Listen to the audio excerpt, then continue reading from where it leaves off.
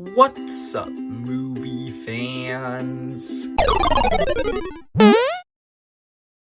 Guys, real quick before I talk about the topic of today's video, I want to randomly recommend a show that has nothing to do with the show we're talking about today. It's called Ted Lasso. It's this one comedy series on Apple TV, and it is really funny and also really emotional, and I love all of the characters in it, and you should definitely watch it. Yeah, that had nothing to do with today's video. I just didn't know where else I would, say anything about that. So yeah, you should definitely watch that series. It's really good. Anyway, now let's talk about today's actual topic. What If? The fourth Marvel Disney Plus show. And this one is taking a look at many big scenarios in the MCU and looking at alternate versions of them and seeing what would have happened if just one thing in the MCU had changed. This series has 9 episodes, and since each episode is a different storyline, I figured the best way to review this series would be to rank every episode. So that's what we're doing today. I am ranking all 9 episodes of What If. So I guess let's just get straight into it. At number 9 is episode 6, What If Killmonger Rescued Tony Stark? Now I think that this is a pretty interesting episode because Tony Stark and Killmonger are 2 characters who you would never really think about together because they're 2 characters who are in completely separate corners of the MCU.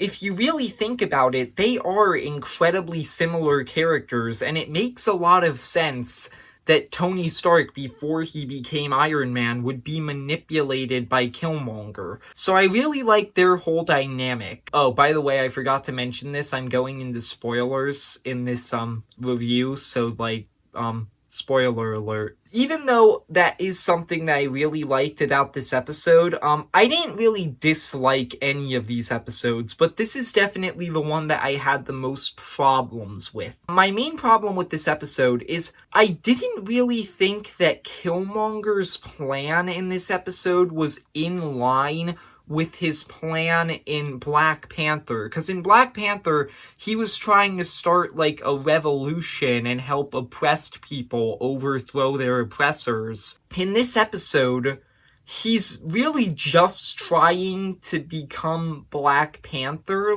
It's weird, and I don't really get how his motivations in this episode fit with his motivations in Black Panther. This is an alternate universe, but it's still the same character. And then my other problem with this episode is that the cliffhanger at the end of this episode is the most unsatisfying cliffhanger in the whole series, because with every other episode, when it ends on a cliffhanger, the main villain or the main conflict of the episode has been resolved. But with this episode, the conflict isn't resolved, it just ends with the conflict not being resolved. Every other episode, the villain was defeated, a new villain appeared, and that was the cliffhanger. But with this episode, it just ends with the villain of the episode still in power. So it's just an unsatisfying ending. So it's my least favorite episode, even though I do think it's mostly good. Number 8 is episode 7, What If Thor Were an Only Child?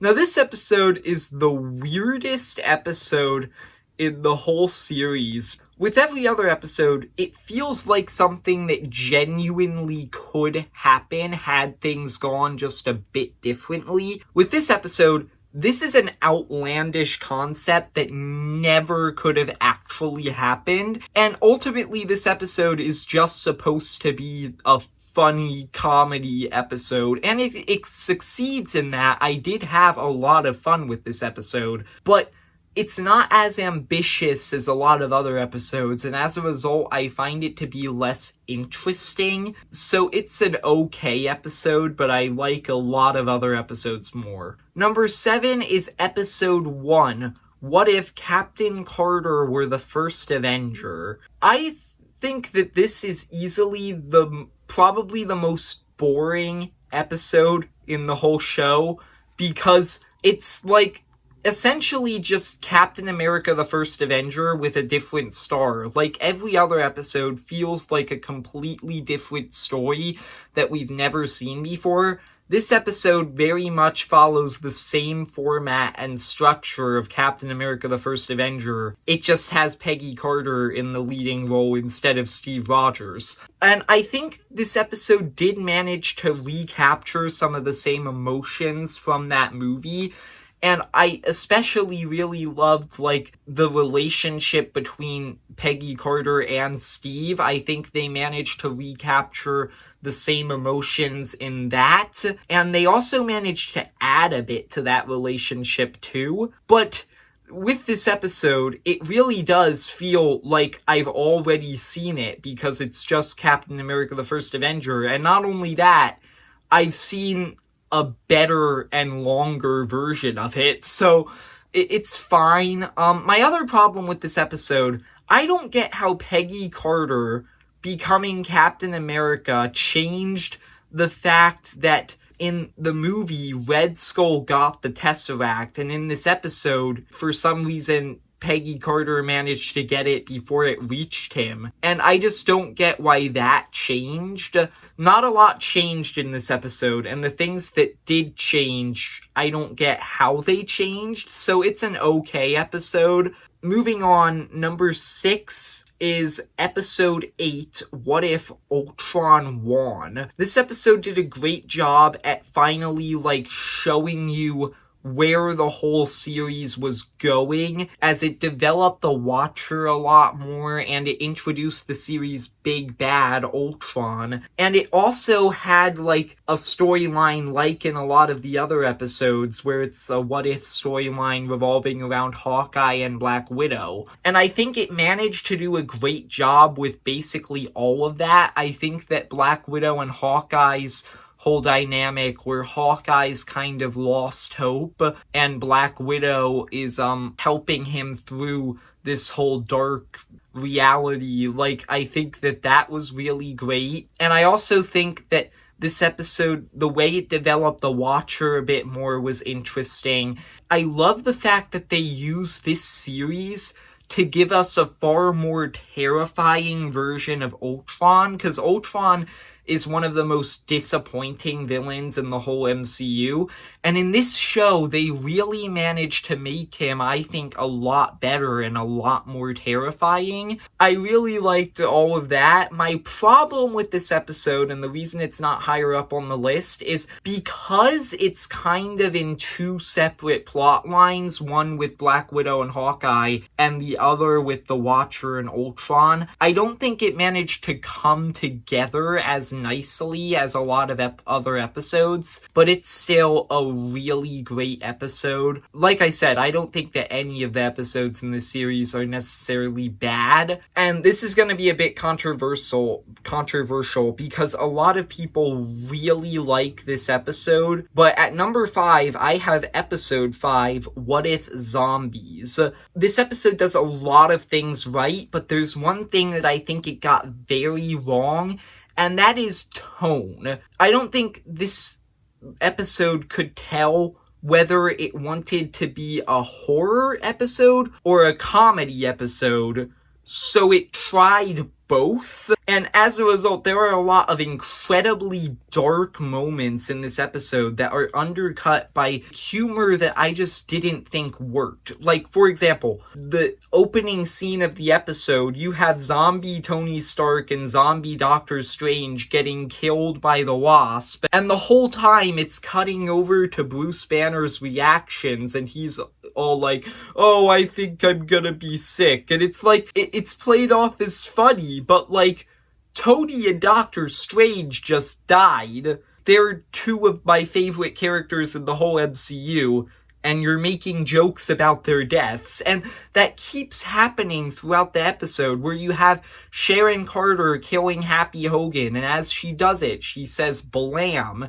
You have Okoye killing Falcon, and then Bucky Barnes all is all like, I should be sad, but I'm not. Like, there's just a lot of moments like that I don't think work. And even though Sharon Carter definitely isn't, like, one of the best characters in the MCU, especially after Falcon and the Winter Soldier, she still deserved a better send-off than Wasp going, like, I'm covered in Sharon. Like, there's just a lot of moments like that. I don't think this episode's sense of humor worked for me. But the thing that I think this episode got really right were Wasp and Spider-Man. I think that those two characters were really well developed in this episode. It was kind of like with Hawkeye and Black Widow in episode 8, where Wasp has kind of lost hope, and Peter is, like, helping her through this whole zombie apocalypse because he's just such an upbeat person. And I love the fact that they name-dropped Uncle Ben finally for, like, the first time in the entire MCU.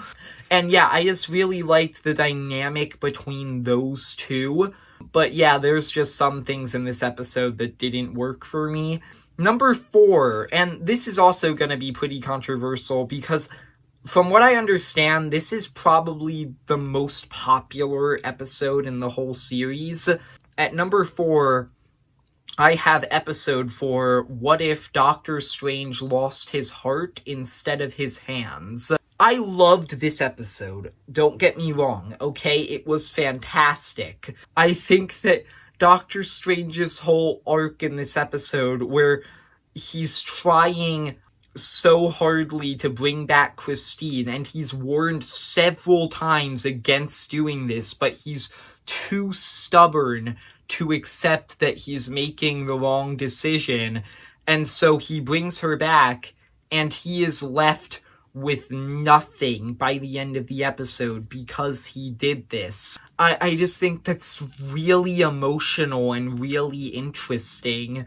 I don't think this episode was as eventful as a lot of other episodes, and that's the main thing that held it down for me. I know that might seem like a dumb complaint, and ultimately I think it's just down to, like, personal preference. I didn't enjoy this episode as much as I did the top 3, but overall, it is still a really good episode. Number 3 is episode 2, What If T'Challa Became a Star-Lord? May I just acknowledge real quick that is a horrible title. What if T'Challa became a Star-Lord? Are you telling me there's more Star-Lords? Why is there an in the title? Like, that was weird. I think that this episode was great, and it's the first episode of the show that really blew my mind. You don't really consider how much T'Challa becoming Star-Lord would change, or at least I didn't really consider that before I watched the episode. But when I watched it, like, it made so much sense, because T'Challa is a much better person than Peter Quill.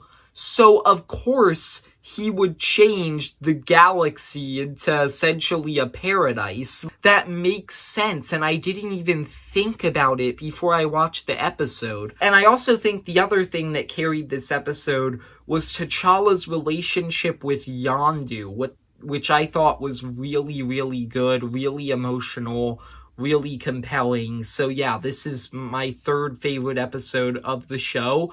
My only problem with it is Nebula having blonde hair is weird. Like, not even Nebula having hair, but her having blonde hair, like, that just doesn't fit. That is a weird image. Number 2 is the What If finale, episode 9, What If the Watcher Broke His Oath?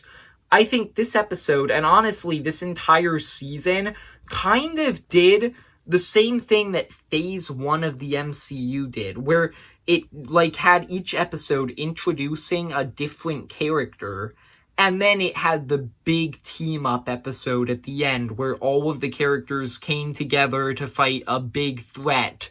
And I think that was really well done, and I loved the interactions they all had with each other, and the way that they use their powers with each other. The action in this episode was great. My only problem with this episode would be the fact that Gamora. Her being here is weird because her episode was cut. I understand why they had to cut it, but it still feels weird having her here. But I still think this was a great way to bring everything in the show together. It's a fantastic finale. But my favorite episode of this show, my number one, is episode 3. What if the world lost its mightiest heroes? This was a really surprising episode. The first surprise was that Disney even greenlit this. Like, they let Marvel make an episode where the main draw is essentially all of your favorite characters get killed off. I'm just so shocked that Disney allowed them to do this, but I am so happy because it was just such a compelling, interesting episode with a great murder mystery.